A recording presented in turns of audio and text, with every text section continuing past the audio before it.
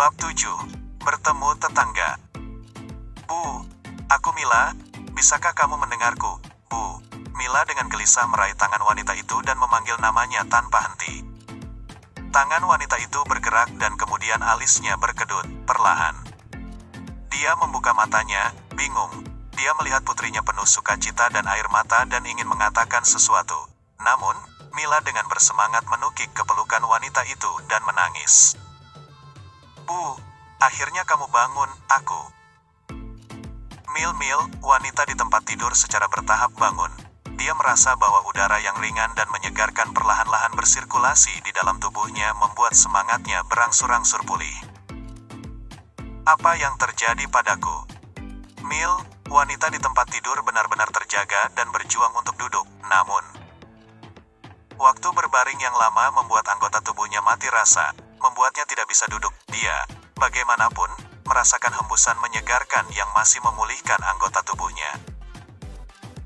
Brata menatap pemandangan yang tidak bisa dipahami ini dengan mulut terbuka lebar karena terkejut. Dia terdiam. Ini adalah pertama kalinya dia menyadari hal-hal yang tidak dapat dijelaskan di dunia ini. Nyata. Kamandanu merasa sangat senang dengan tempat tinggal barunya.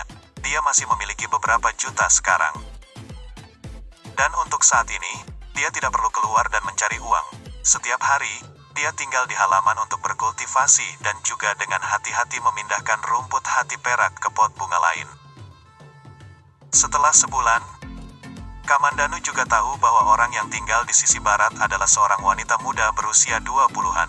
Namun, Kamandanu berkultivasi setiap malam dan pergi ke halaman setiap pagi untuk berlatih seni bela diri. Sementara itu, wanita itu juga tampaknya pergi bekerja sangat pagi. Dan pada saat dia kembali setiap hari, Kamandanu sudah mulai berkultivasi di kamarnya. Karena itu, setelah sebulan, keduanya bahkan tidak bertemu satu sama lain. Kamandanu sama sekali tidak peduli wanita seperti apa yang tinggal di sisi barat, meskipun hidupnya biasa-biasa saja. Dia bahkan tidak punya cukup waktu untuk berkultivasi setiap hari, apalagi waktu untuk mengobrol dengan seorang wanita. Meskipun Mita tahu bahwa pemilik rumah juga menyewakan sisi timur. Dia tidak tahu orang macam apa yang menyewakan rumah itu.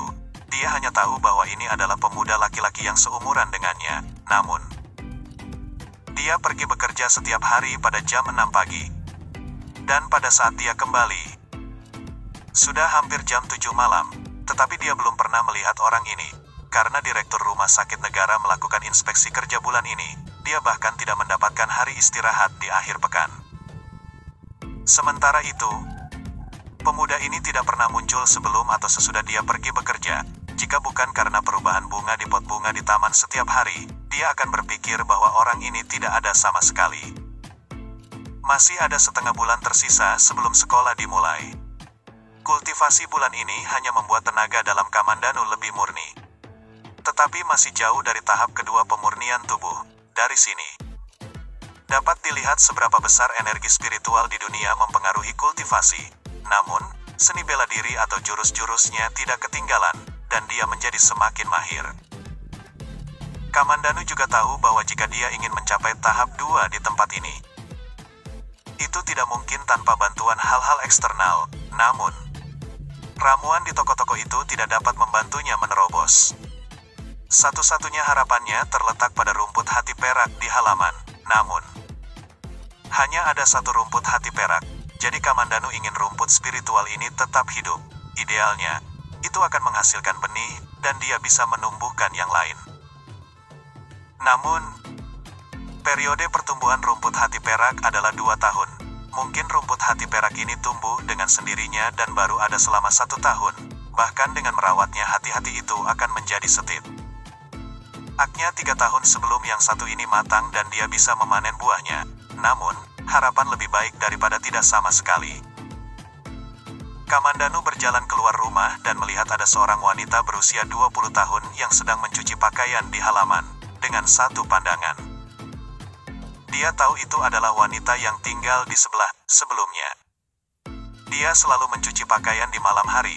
Kenapa dia tidak pergi bekerja hari ini dan mencuci pakaian di pagi hari? Ketika Mita melihat Kamandanu berjalan ke halaman, Ada sedikit senyuman di sudut mulutnya. Dia telah tinggal di bawah atap yang sama dengannya selama sebulan tetapi tidak bisa melihatnya secara langsung sama sekali, hanya karena dia mengambil Sifma. Lem untuk rekan kerja yang akan menikah beberapa hari ini dia bisa menemuinya. Orang ini tidak jelek, kenapa dia tidak mau keluar? Dia bertanya-tanya pekerjaan apa yang dia lakukan. Halo, nama saya Mita, saya tinggal di sebelah Anda, dan saya bekerja di rumah sakit siaga. Mita sangat terbuka dan menyapa Kamandanu. Kamandanu juga tersenyum dan mengangguk. Saya Kamandanu bisa dipanggil Danu, seorang pengembara pengangguran. Itu juga pertama kalinya Kamandanu melihat Mita. Dia adalah wanita yang tampak sangat lembut. Dan senyum di wajahnya tampak tulus. Rambutnya digulung di atas kepalanya dan tidak tampak terlalu panjang, namun kulitnya sangat putih dan meskipun dia tidak secantik wanita yang membeli jimat darinya, dia tidak terlalu jauh. Kamu tidak pergi bekerja. Mendengar Kamandanu mengatakan dia adalah seorang pengembara yang menganggur. Mita mulai tegang di dalam hatinya, seorang pemuda di masa keemasannya. Belum bekerja, menyewa rumah yang tinggal di sana sepanjang hari. Apa artinya ini? Tidak ada wifi di sini jadi dia tidak bisa bermain game di rumah. Mungkinkah orang ini menjadi buronan? Pada saat itu, jantung Mita mulai berdetak kencang. Sementara itu, Kamandanu tidak peduli dengan apa yang akan dipikirkan Mita. Hal pertama yang dia lakukan adalah melihat rumput hati perak dan kemudian mulai merawat semua bunga lainnya juga. Kemudian, dia berencana untuk berlatih satu set teknik tinju. Namun, mengingat bahwa Mita ada di sisinya, dia menyapanya dan pergi. Melihat sosok Kamandanu berjalan keluar dari pintu, dia akhirnya menghela nafas lega, memikirkan keadaan fokusnya ketika dia merawat bunga. Dia berpikir bahwa dia terlalu banyak berpikir. Akankah seorang buronan tega merawat bunga? Dilihat dari pakaiannya, dia mengerti bahwa dia bukan orang kaya. Dia benar-benar tidak mengerti apa yang dia lakukan sepanjang hari. Kamandanu pergi ke taman dekat danau, yakni taman terdekat di dekat tempat tinggalnya. Tidak hanya areanya yang luas tetapi juga terdapat danau yang jernih. Ada banyak orang tua atau mereka yang suka berolahraga di sini. Kamandanu juga datang ke sini sebelumnya, tetapi awalnya dia hanya suka berlatih seni bela diri di halaman. Jadi hari ini adalah pertama kalinya dia benar-benar datang ke sini untuk berlatih. Udara di sini tidak buruk, dan lingkungannya jelas lebih baik daripada halaman. Setelah menyelesaikan satu set jurus, Kamandanu sangat puas. Tenaga dalamnya semakin murni dan, meskipun masih jauh dari tahap 2, itu bagus selama dia meningkat. Teknik tinjumu sangat bagus, temanku. Namun, saya telah melihat banyak teknik tinju, tetapi saya tidak tahu teknik tinju apa yang Anda gunakan. Sayang sekali, tepat ketika Kamandanu selesai, seorang pria berusia 30 tahun datang dan memujinya. Bab 8. Teman serumah. Orang ini juga melatih tinjunya di dekatnya. Dan Kamandanu juga melihatnya, namun Kamandanu mengira seni bela dirinya hanya untuk pertunjukan dan tidak terlalu memperhatikannya. Sekarang dia datang untuk menyambutnya. Kamandanu tidak bisa mengabaikannya begitu saja, jadi dia tersenyum dan menjawab, "Aku hanya berlatih sendiri secara acak, tidak banyak." Mendengar kata-kata Kamandanu, pria ini tersenyum canggung.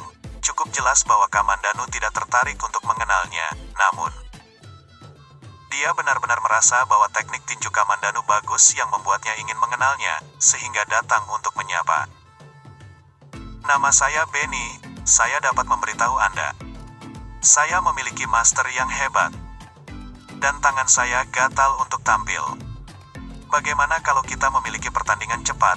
Setelah pria itu mengatakan itu, Kamandanu akhirnya mengerti bahwa dia datang kepadanya untuk mencari pertengkaran. Melihat Benny, Kamandanu menggelengkan kepalanya dan berkata, "Kamu bukan tandinganku, tidak perlu berdebat." Benny bingung, tepat sebelumnya. Kata-kata Kamandanu membuatnya berpikir bahwa dia sangat rendah hati. Namun, dia tiba-tiba menjadi sangat sombong. Wajahnya hanya bisa memerah setelah mendengar kata-kata Kamandanu. meskipun seni bela diri pemuda ini menarik perhatiannya. Anak ini terlalu melebih-lebihkan dirinya dengan mengatakan bahwa dia bukan tandingannya. Benny masuk tentara ketika dia berusia 17 tahun dan pergi ketika dia berusia 32 tahun. Meskipun dia menjadi pengemudi setelah pensiun, dia tidak pernah berhenti berlatih seni bela diri. Bagaimana bisa Kamandanu mengatakan bahwa dia bukan tandingannya? Pria muda ini paling banyak berusia hampir 20 tahun.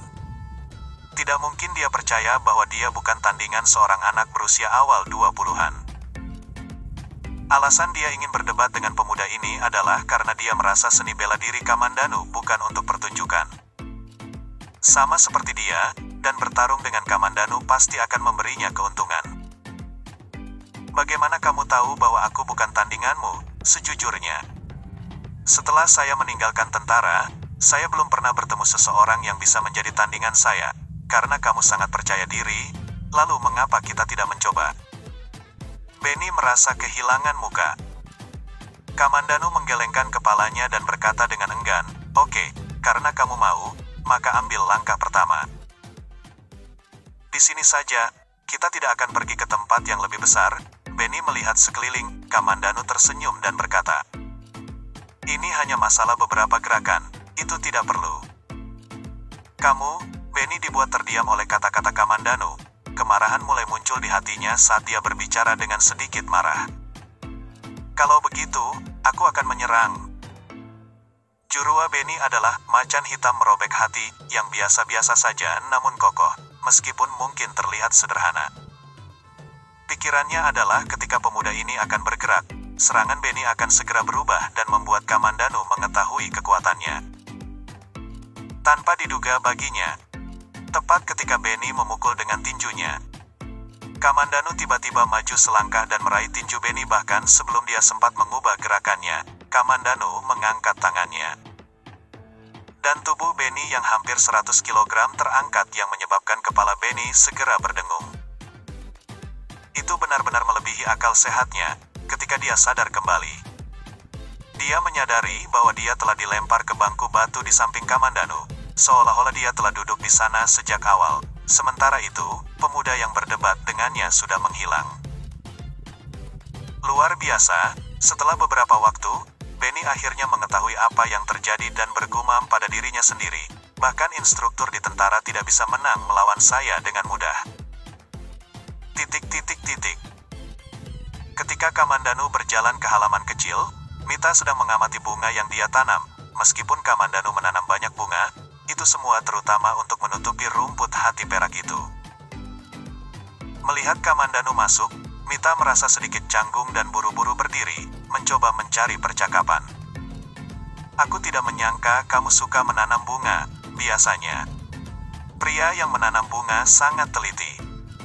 Sehingga Anda terlihat seperti orang yang teliti. "Oh, saya membeli beberapa sayuran hari ini, mari kita makan bersama nanti. Bagaimanapun, kita adalah tetangga, dan kita bisa sedikit mengenal satu sama lain." Kamandanu selalu makan di luar dan tidak menyangka seseorang akan mengundangnya makan malam hari ini. Tentu saja, dia tidak akan menolak hal seperti ini dan tersenyum. "Oke, terima kasih. Aku selalu melihatmu pergi lebih awal dan datang terlambat. Kenapa kamu tidak pergi bekerja hari ini?" "Salah satu rekan saya mengajukan cuti selama beberapa hari ini. Dan kebetulan, saya sedang beristirahat jadi saya mengambil shift malam untuknya." Mita tidak berpikir pengamatan orang ini begitu tepat. Masakan Mita tidak buruk, setidaknya lebih baik daripada yang didapat Kamandanu ketika dia pergi makan setiap hari. Makanan hari ini luar biasa. "Terima kasih." Lalu Kamandanu berpikir, "Alangkah baiknya jika aku bisa menagih beberapa makanan darinya setiap hari. Jadi, saya tidak perlu keluar setiap hari untuk makan. Kami tetangga, tidak perlu berterima kasih padaku. Anda juga dapat mengundang saya untuk makan di masa depan." Mita berkata dengan main-main dan mulai merasa bahwa Kamandanu tidak tampak seperti orang jahat. Kamandanu tersenyum canggung dan berkata, "Saya tidak pernah memasak sendiri. Kalau begitu pergi ke restoran." Mita merasa Kamandanu ini lucu. Biasanya, Seseorang mengundang seorang gadis yang tidak terlalu dikenalnya ke restoran. Siapa yang akan memasak sendiri? Bukankah mereka biasanya pergi ke restoran? Kamandanu berkata tanpa daya. Oke, jika saya memiliki kesempatan, saya akan mengundang Anda. Sementara itu, dia berpikir, saya tahu tidak pernah ada makanan gratis di dunia. Begitu yang satu menyelesaikan makan siang ini, yang satu berutang yang lain berikutnya. Petik 2. Kamandanu, mari kita bertukar nomor. Milikku 13xxx, apa milikmu? Mita mengeluarkan telepon merah muda yang indah dan bertanya. Saya tidak punya telepon, jika Anda membutuhkan sesuatu. Ketuk saja pintu saya masih dapat membantu Anda dengan hal-hal yang biasa. Baiklah, aku akan kembali sekarang. Setelah dia selesai, Kamandanu berdiri dan kembali ke kamarnya. Mita bingung sebentar, lalu berpikir bahwa bahkan seorang buruh saat ini akan memiliki telepon. Namun Kamandanu bahkan tidak memilikinya sehingga dia mungkin berada dalam situasi yang mengerikan. Dia bertanya-tanya ketika dia memandangnya apakah dia membayar sewa. Dan bagaimana pemiliknya bisa membiarkannya tinggal di sini jika dia tidak membayar. Namun, pria ini tampaknya sangat menghargai martabatnya dan benar-benar mengatakan bahwa dia dapat membantunya dengan hal-hal biasa. Mita menggelengkan kepalanya. Kamandanu ini tidak tampak seperti orang jahat. Hanya saja dia perlu menyelamatkan wajahnya. Dia bertanya-tanya apakah dia harus membantunya mencari pekerjaan di rumah sakit, karena itu lebih baik daripada menjadi pengangguran. Mita berpikir bahwa dia setidaknya agak cantik. Tetapi Kamandanu ini bahkan tidak ingin duduk lebih lama lagi yang mengecewakan, seolah-olah dia benar-benar datang untuk makan. Namun, Mita memikirkannya dengan sangat cepat dan menyimpulkan bahwa dia mungkin sadar diri. Lagi pula, dia pengangguran dan bahkan tidak mampu membeli telepon. Jadi, tentu saja, dia tidak nyaman duduk dan berbicara dengannya. Memikirkan hal ini, Mita akhirnya menemukan kedamaian di hatinya. Sementara itu, ketika Kamandanu kembali ke kamarnya, dia bertanya-tanya apakah dia harus membeli telepon. Namun, dia memutuskan bahwa itu sama sekali tidak berguna karena dia benar-benar tidak memiliki teman atau kerabat di sini. Jadi dia tidak memiliki siapapun untuk dihubungi. Karena itu, dia memadamkan ide itu. 5 juta miliknya dihabiskan untuk sewa dan beberapa jamu, serta pengeluaran harian. Sekarang, hanya ada sekitar 2 juta yang tersisa, jadi Kamandanu memutuskan untuk mendirikan kiosnya lagi. Namun, kali ini, dia tidak akan menjual jimat karena terlalu sulit untuk dijual. Jika dia tidak bertemu wanita putus asa itu terakhir kali, dia mungkin bahkan tidak akan bisa menjualnya. Kali ini, idenya adalah mendirikan warung klinik pasar malam kecil. Ini karena pekerjaan Mita menginspirasinya. Alasan lain untuk kios klinik keliling itu adalah karena orang lain tidak akan menargetkannya. Selain itu, di pasar malam, penjaga kota tidak akan peduli. Dan dia bisa berkultivasi sambil menunggu pelanggan. Tentu saja alasan utamanya adalah karena pemerintah melarang dokter tanpa izin, sehingga dia hanya bisa membuka usahanya pada malam hari.